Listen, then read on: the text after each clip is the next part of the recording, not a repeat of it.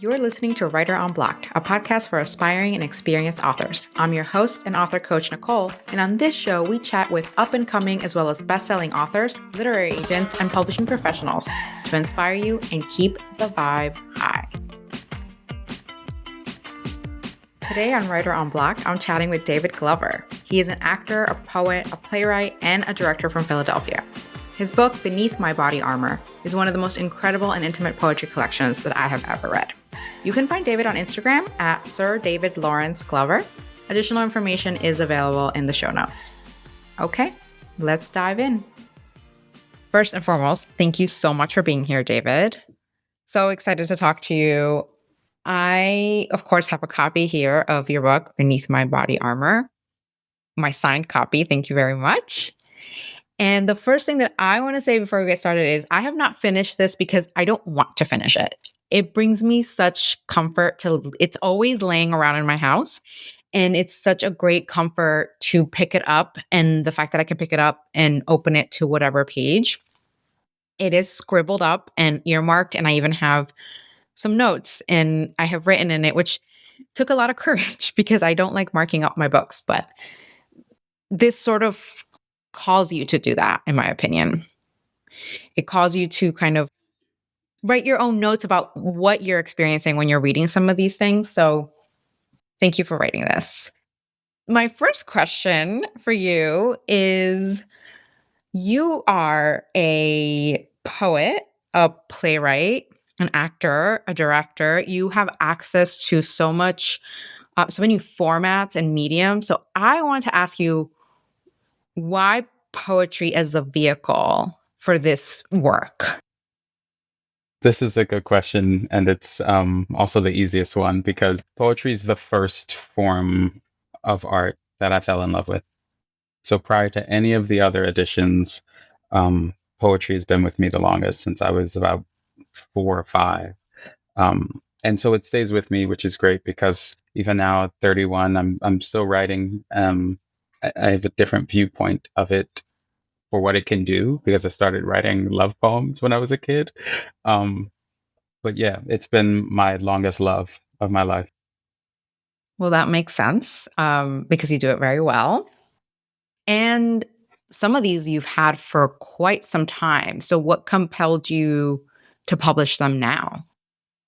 So the premise of the book is it's a dedication to my mother to try to do something with that 20-year gap of time between her absence and then her return in my late 20s into my life. And so I have poems with me throughout all of that time. And the goal was to try to reveal to my mom pieces of myself that would be much more intimate than being like, here's a resume of the things that I've done over the last 20 years. So now you know what I've done and who I am, and to try to share something more intimately. So the works are basically, it's kind of like sharing a diary. And I selected certain pieces over the course of that 20-year period. So that's how we have some dates at certain points, and then other ones aren't dated. But I know from my own writings, like when I wrote them. But yeah, and the poems are not chronological in the book, so it's a real jump in and out of time. They're great, and obviously it's very personal, which is why I asked what was behind the decision to thankfully share this kind of work with everybody. The journey to making it public was one that I was surprised by and did not plan at all. And I feel weird even saying that because I feel like I see videos, people or interviews where someone's like, I didn't intend to do this. And then it happens and it's like a thing. This is 100%. I was writing a manuscript to directly give to my mom during the pandemic because I didn't know how long she was going to be here. People were dropping like flies, and it was urgent. It's also why I thought I was going to finish it in 2021. And what happened was I shared a specific poems called Translations. And after sharing that poem, after it was freshly written, I shared it at a poetry reading, and there was this outpouring of people who were sending messages and text and calling me, being like, this poem means X, Y, and Z to me, or I feel now comfortable to like say X, Y, and Z about my relationship with my parent, or to share something vulnerable. And I didn't know, this is going to sound naive, but I didn't know that that deeply personal experience that I thought was an individual one could have a direct effect on many other people. And so once people showed me that, I decided there was this like change of heart. Literally, I was like, oh, maybe I can share this with the world. Um, and so I made the choice to do that and not just share it with my mom, but to make it public. And now it's everyone's. And I am so glad, because I can also say that there are parts of this book that help me with my own healing and my own grief, and or even process the absence of a loved one and then a return. There's so many everyone's experience in the world is unique, but at the same time there's like this common denominator, right? Like we all have to experience grief. We're all going to die at some point. So there is some sort of commonality to the human experience. And I did want to ask, I know there is a piece in here called The Boy Beneath My Body Armor, but I wanted to talk to you more about the title and how you chose it and what it really means to you. So, first off, this is going to sound embarrassing, but I felt really brilliant some years ago when I came up with the title. Titles are really important to me. Um, and I was like, okay, this is what it's going to be. I had some other names rolling around, but Beneath My Body Armor felt poignant, direct, and also the sort of double entendre of beneath my body armor, and also what the book is doing, which is revealing what is beneath my body armor. So I felt like, okay, it encapsulates all of that. Great. And now in hindsight, we're just like a couple years out. I have no idea where it came from. I can't remember. It came, I'm sure, in a flood of inspiration. But once it came to me, I was like, okay, this is what it is going to be. Now, the poem actually comes after the book title. So I realized, I was like, oh, shoot, I don't have a titular poem. I Right, had that's pieces of missing. things. And so I was like, I got to do, you have to do that. That's like, mandatory. So I just meditated and took some real deep breaths and started thinking about me now and the many, many versions of my child self longing for so many different things, for love, for nurturing, for compassion, for my mother, for affection. And I saw, I sort of had a dream, but I remember seeing sort of a vision of my child self behind this door, sort of in a bed at night. And there's this my now self, my present self, and the barrier between us is this door, and I am me now knocking on the door trying to reach myself as a child. And so the poem sort of pours out of this visualization that I was meditating on.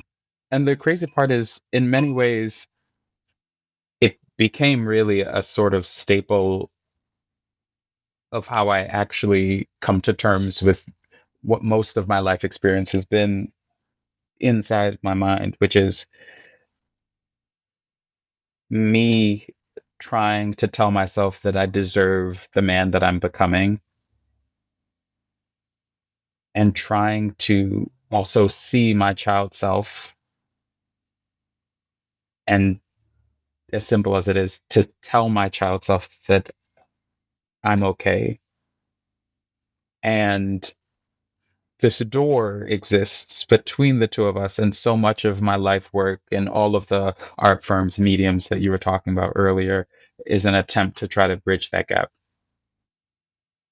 That is so powerful, because that is right. That's inner child work. So you're doing this on a very deep level, and something you said, like saying to my younger self that I'm worthy, right? I'm worthy of the person I've become, and I'm okay, is again something that resonates with me, that I've been doing my own inner child work and telling my own inner child that I'm worthy and that I am okay.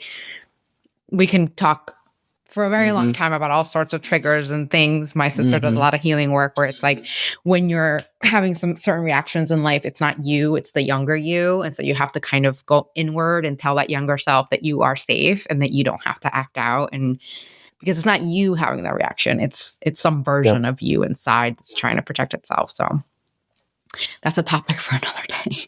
Yeah. It's a heavy one. So yeah, and I think that it's a self-awareness that whether you do it through writing, through poetry, through music, through whatever, you have to do it because it's healthy. And a lot of people don't do it. And that's why, sometimes the world is the way it is.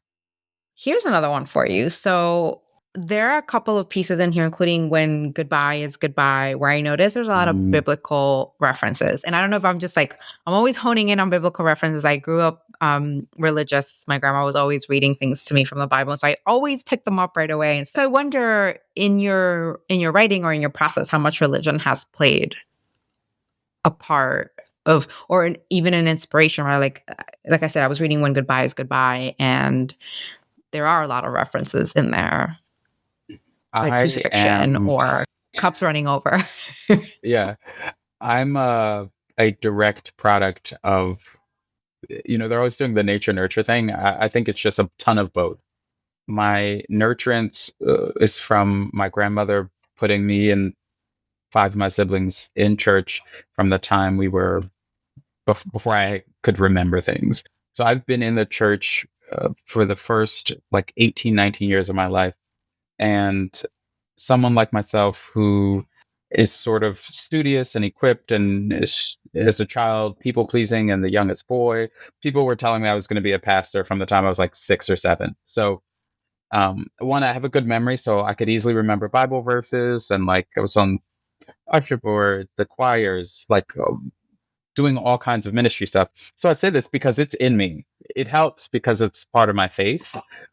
Um, but also, there's a whole nother side of it, which is that the church is one of the earliest forms of like theatricality. In like when you think about theater, when you think about performance, go to the church, especially the black church. It is like the mecca of performance. So when I think about the fact that poems come to me sort of sonically, musically, the church is so there. It's whether it's a hymnal, whether it's a rhythmic beat. Um, there's also so much beauty and poetry in the Bible. I mean, you think about the Psalms, you think about the Songs of Solomon, you think about so many of I mean, there's this whole doubling of David in the Bible that I feel a personal resonance with, being the younger son, being smaller, being the one with the sheep, just all of these things. So I guess either that's ego or spirit, but I see a likening between the two of those. And I say this because the infusion of so much of that biblical knowledge and also the impact of it on me, it finds its way into my writings, and also into my performance and into song and different ways that I express myself. And I think it's good that I carry it with me. It keeps me anchored. That is that tracks. That tracks. And that leads me to another question, which is obviously I know you and I've been lucky enough to watch you perform, not just on the stage, but actually perform some of these poems. My favorite being Sweet Nothings. I don't know if I'm going to be able to convince you to perform it at the end here, but there's like a certain lyrical just way that you perform. And when I read your poetry, the way you formatted this book, and you chose the formatting was not the publisher, right? And so yeah, those choices of how to format, I'm so intrigued at how you made the choice and where you make the breaks and where you change the font or the italics or how you space things, because as I'm reading them, I am reading them to myself in almost that same format that I've seen you perform. Well, thank you, Juan. I take that as a deep compliment because one of the things that I find interesting about poetry and book form is that the goal, I imagine, is to make the material certainly readable, but then for me, it was to attempt to translate my voice onto the page, through the format and through the structure. So in some of the pieces I've been performing for a while, but the cadence actually changes slightly over time, and I get more comfortable with them, and then I can kind of do what I want with it. And so for a few of them, I had to think about, okay, which version of this do I kind of want to utilize as a sort of map? Um, and then the thing is written out, and you can put a break. You could have 4 words, you could have 2 words, eh, and if you cut it in half and have 2 words and then 2 words, it feels a certain way. You're building a certain momentum. So for a lot of the work poems that I have that are performance poems, I've tried to structure them in the way that the momentum keeps going and it builds. There's a poem in there called For the Signs, and there's a whole section where it's just one word, one word, one word, one word, one word. And the goal is that when you're reading it, you keep going in order to um in your mind you're building the speed, the rate of speech, so to speak.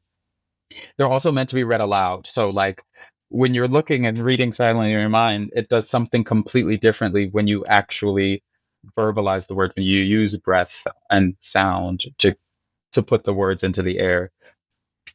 I love that. I love that. And I think it should come with a disclaimer on the front that says these I are should meant to be read aloud. Because now that you say it, it's funny. I've never thought of it consciously, but I think that's what happens when I'm reading it. I think that's what I was trying to express in my question. I was saying, like, when I read it, I hear you, or I hear like the structure of how it's not just like me reading a straight poem. And I think that's the urge that's trying to come out, is the urge to read it Yeah, out just loud do and it. perform it to yourself. Yes. When you hear your voice, it does something beautiful. Well, does that mean that there's an audiobook Well, edition? yes. So sadly and beautifully, my mother got a copy of the book um, last year on her birthday, September 28th. And my grandma, who my mother now lives with her mother, in the same house that she grew up in Philly.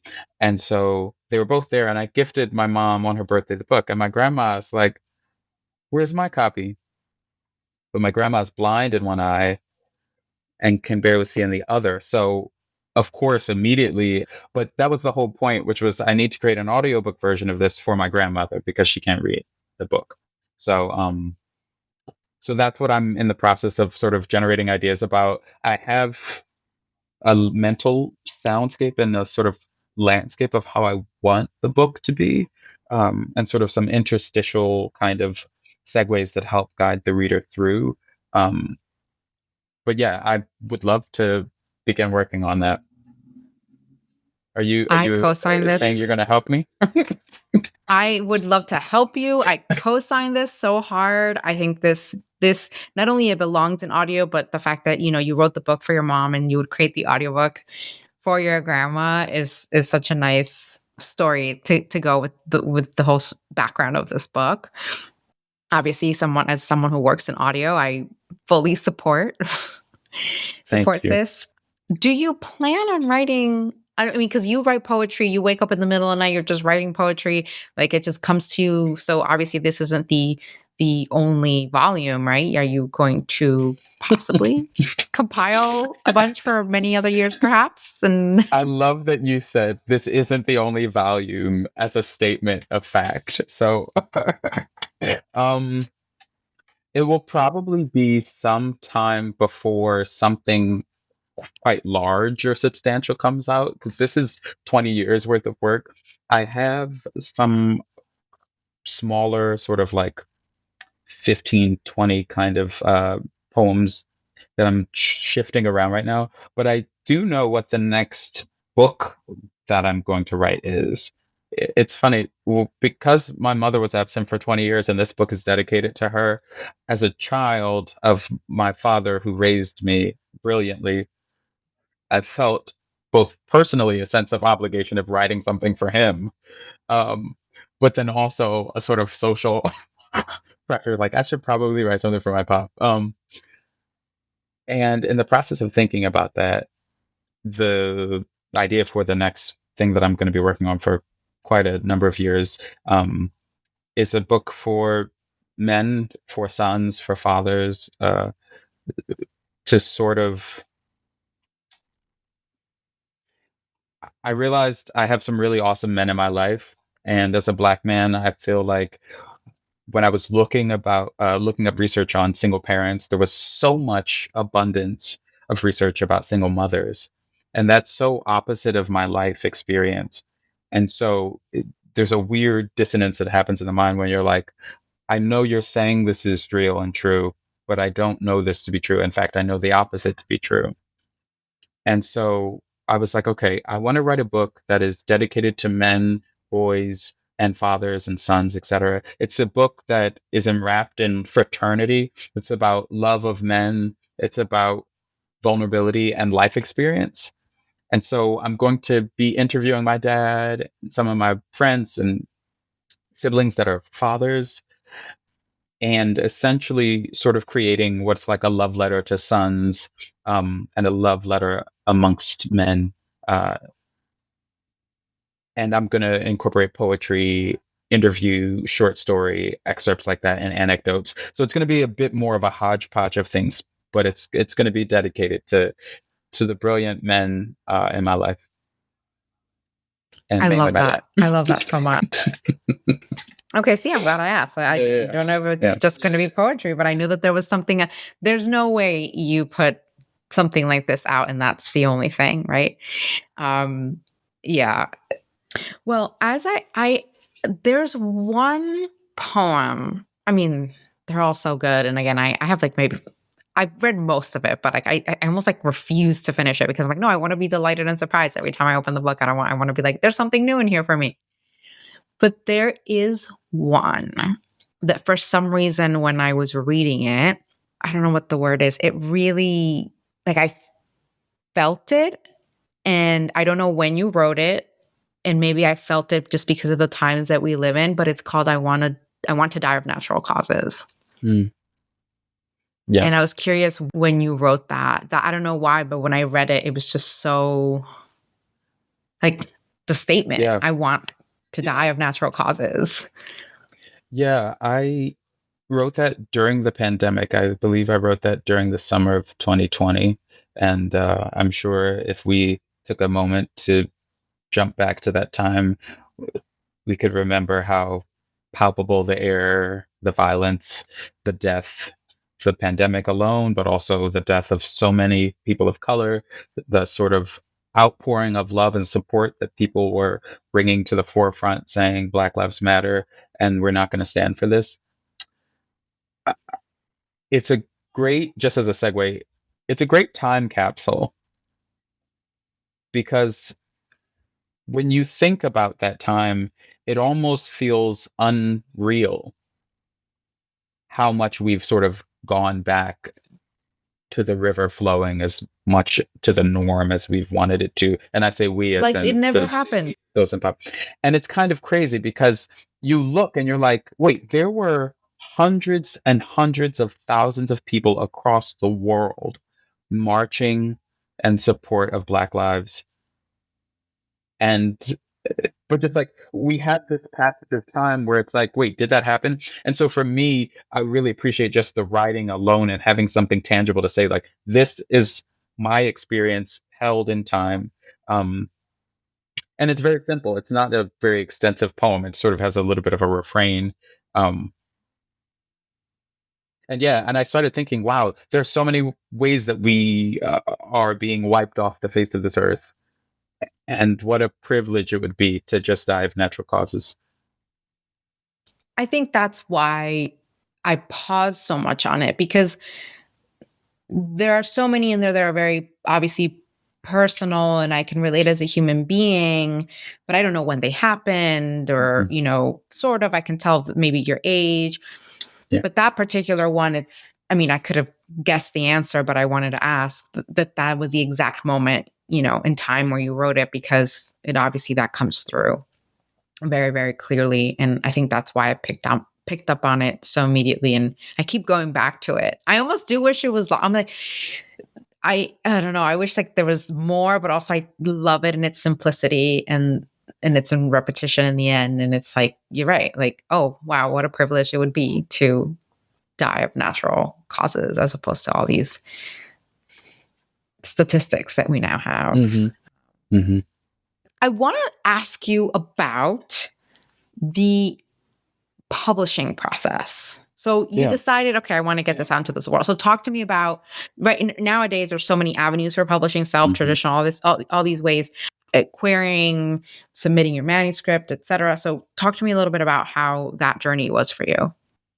So in the year 2021, again, I was very adamant. I was like, I'm going to get this to my mom.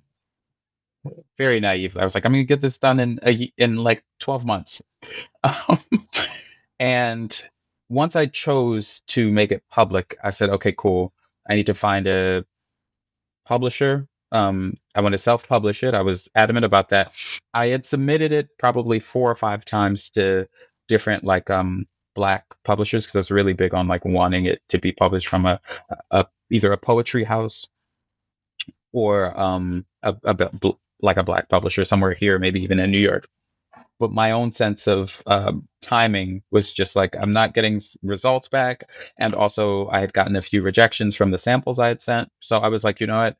I'm just going to do the good old classic Google and find some self-publishers.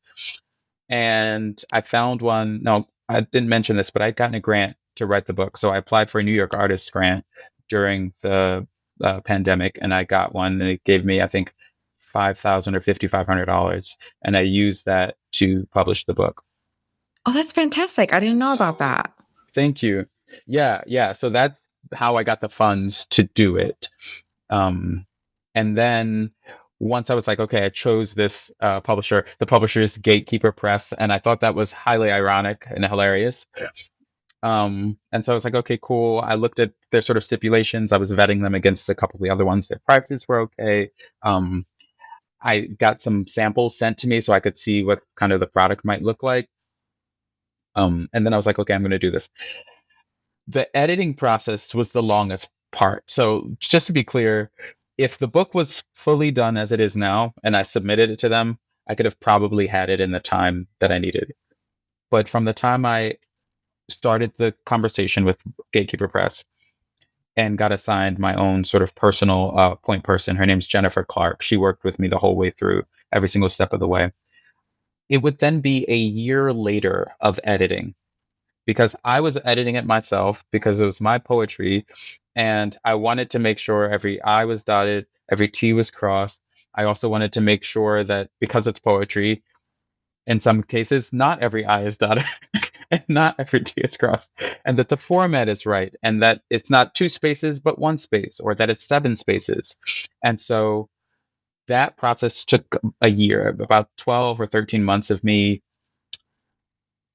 sending in a submission for the whole thing, them sending me the sample back being like, this is what the books look like, me reading the whole thing through, and then making a ton of corrections, and then sending that in, and then send them sending it back to me, and then either me having a change of heart or wanting to reduce something or want to change the format. So you'll notice that the book is actually divided by these single Black pages. Yes. And of course, that was intentional. Originally, the book didn't have the format that it does. So I went through some of these phases. The biggest thing I'll say, though, is I learned, because it was about 3 months of me not doing anything. I got frustrated after doing a number of edits, and then I didn't like doing what I was doing. And I said to myself, there's no way that I'm going to approach editing this and it be painful. And Right. not emotionally, like literally just my eyes and my mind. And so I said, I'm going to take a break and then I'm going to return to this once I feel re-energized about it. So maybe it took about 9 months, but I had to take some breaks in between because I think that's one of the most critical things. And I started to say to myself, oh, I told people the book's going to be available in April and now it's June.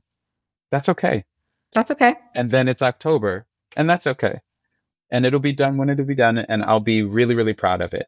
And so 13 edits later, we're here. 13 I was rounds. so Yeah. glad you did that, because as an author coach, one of the things that I drive home to authors is that it doesn't have to be this horrible journey and this hard thing. And there has to be joy in it. There has to be joy in every stage of it. There has to be joy.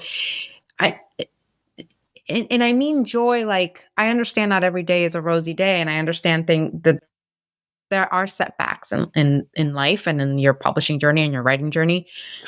But there's just such an addiction to everything being hard and having to power through. And I'm so glad that as you were working on a work that you love so much, that you found that it was kind of stirring up feelings in you that didn't go with the book. And so it's like, if I have to stop editing for now, I will do that, because why would you want to infuse that into something that you love so much? And so I'm glad to hear, and I'm glad to hear it's always the editing phase. It's always the editing. The editing, everybody wants to cry at the editing. Everybody's like, oh no, writing the book is like, I have heard about this, but my sense of ego was like, the poems are done. Like, I don't need to edit them. And 9 times out of 10, I feel highly confident about them. But then I was like, but this is going to be in print. And I don't want someone coming up to me and being like, there's a space here. This is like weirdly italicized. This is capitalized. Why is this in them? And so I was like, I need to be as scrutinizing and as critical as I am about the art that I create, just about this book as anything else. And so that's why it took me that many rounds, because I'm talking about details as simple as like the numbering on the page being a hair to the left or a hair to the right, or too much space or too little space from the top to the bottom, or like a word like sometimes wanting some to be italicized and times to be not italicized, and being like, that's important to me. no, and I'm glad you gave it that level of detail, because like I said earlier, it comes through when you are reading it. All these details, all these extra spaces, all this repetition. Oh my gosh, I just opened it to page 76 and it says, I am not ready. But like, like it's all over the page, but it evokes an emotion in me as I'm reading it. It's like, it shifts me from like the straight read of something into like, there's an emotion David was feeling when this was created and when this was put on the page. So I commend you for editing Thank yours. you. I know, that's funny that you say that, because now that I think about it, yeah, when I understand a straightforward fiction or even a nonfiction book, you get an editor. But for something like this, how could an editor know this is not their poetry? Right.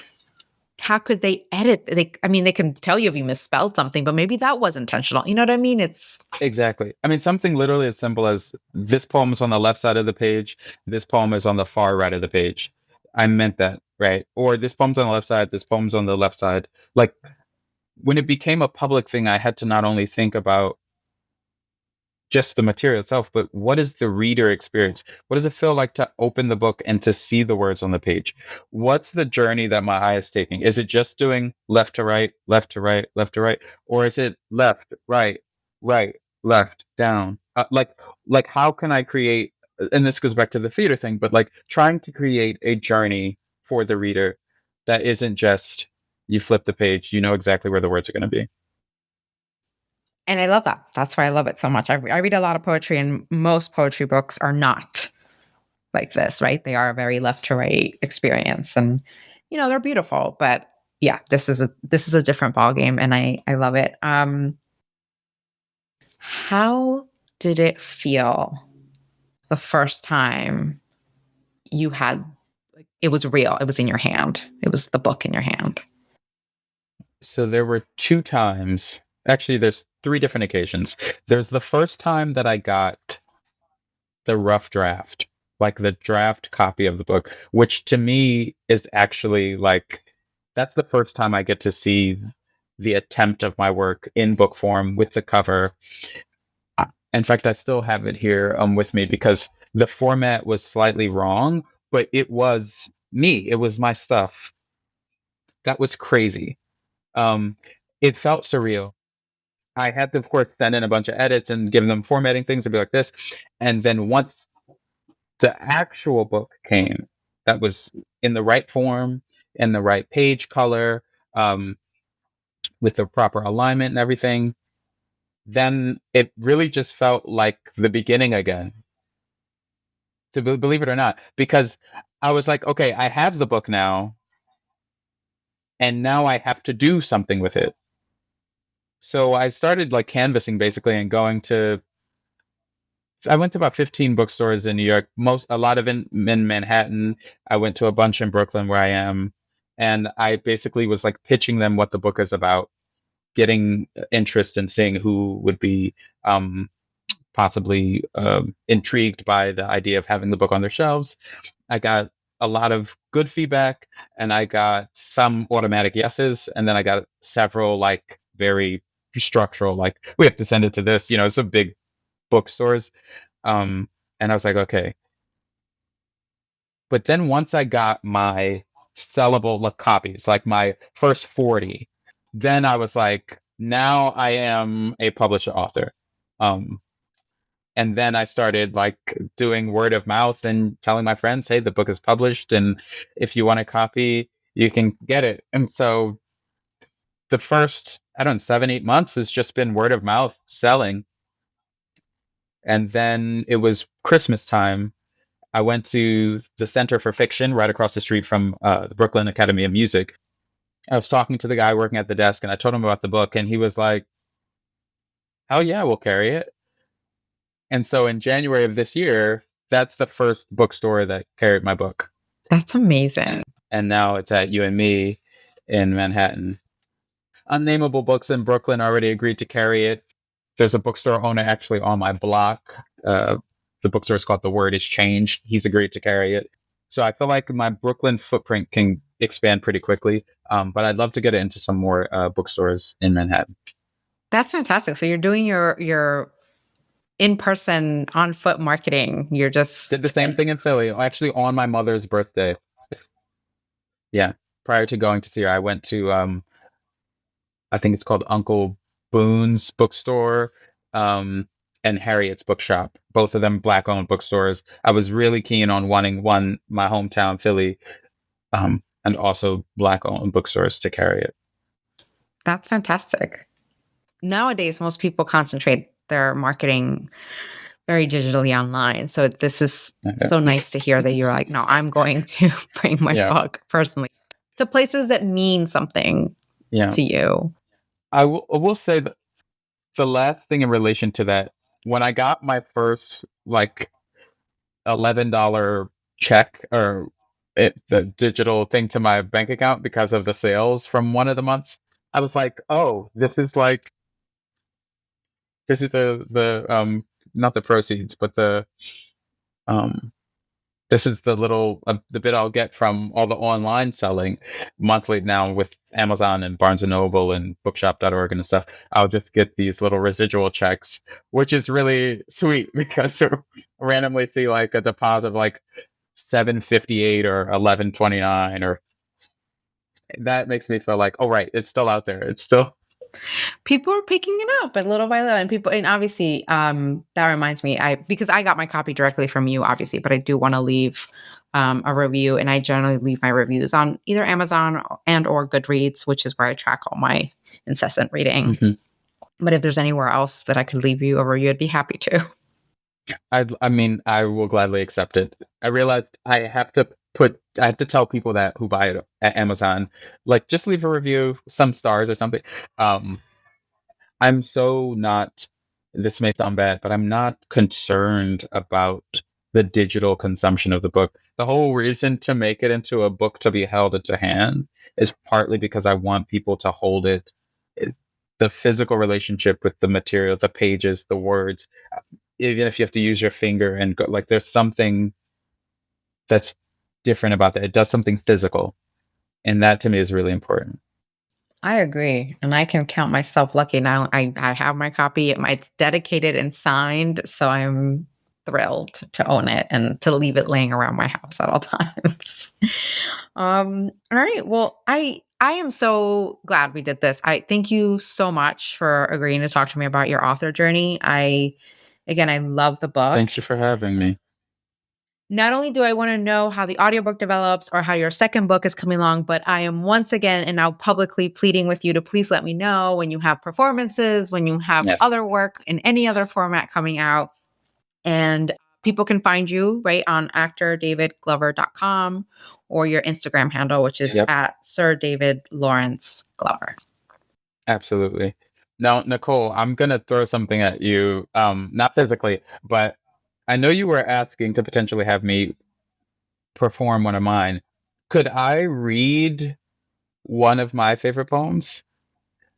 Yes. So yes. Oh my gosh, how could I forget? But This is the best. This is the most but important part of. wait, but it's not from my book. Can I read one of my favorite poems just in the world? I would die if you would perform anything on this podcast. So you are free to Okay. perform whatever you want. It doesn't even have to be from your book. Okay, so this is a book called An Audience of One. When I was traveling in Alabama doing some family lineage work, I picked up this book. This man, unfortunately, this black man was killed in a hit and run during the pandemic. He was in his 80s. Anyway, as every time I travel, whether it's a new state, a new country, I always go to a cemetery and I always pick up a book of poetry. Whether it's in a different language, doesn't matter. I always pick up a book of poetry. And I picked up this book in Alabama, and it has gutted me and transformed me and transfixed me. And in fact, a good deal of the formatting and structure from about 5 or 6 books of poetry that I just keep with me all times, I kept switching around to help me with the format of my own book. That being Wow. said, the poem is called Ghosts, and it's one of my favorite poems of all time. And I really appreciate you allowing me to read it. Oh my gosh. Are you kidding me? Okay. This is An Audience of One, poems by Gerald Barracks. Ghosts. Young and talented, they were so good with words they had lines to throw away. Or they sang, and he made any stringed instrument do clever things behind, under, or around her voice. Their best was a thing on death that made it a kind of fool. They loved each other so much. When he started losing her, it was one room at a time. After she'd been the first to learn, she'd watched and felt the rooms changing, watched her knees unflex, and when her thighs sank below her own horizon, and she saw what he was doing, there the look turned both their bodies to stone and salt. To be able to let her go, he had to follow her back through all the rooms she'd been dying in and dream she was dead. He dreamed it. He wrote and sang songs for himself that would have moved stones or death itself if she had been dead.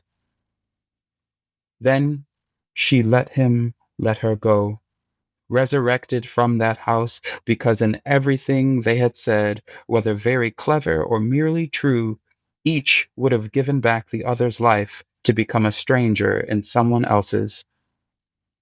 At first he marveled to be still alive, until he walked from room to room in that house, afraid to ever look back, and learned that death is less than half of dying.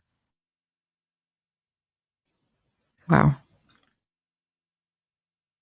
That was incredible. So my interpretation of that is obviously, memory loss. That's how I interpret it. And again, I interpret things as I'm living in my current life, which I have a family member who's dealing with that. So it's like, that's what comes to mind when I hear pieces of that. Yeah.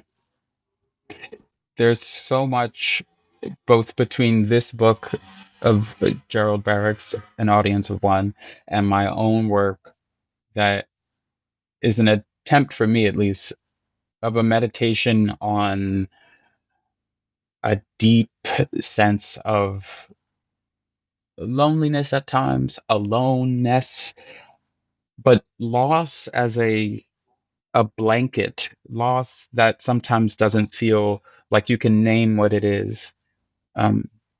Loss that feels like you're losing something that you have now, loss that feels like you lost something that you never had. And so when I like always find myself emotionally connected to poems that deal with individuals, whether it's loss of memory, loss of a spouse, someone going through the process of being on their journey to the other realm, and what our process is of receiving that in the land of the living. And for me, in the author's note in the beginning of my book, I talk about having to kill the version of my mother that I believed I should have had. And that, to me,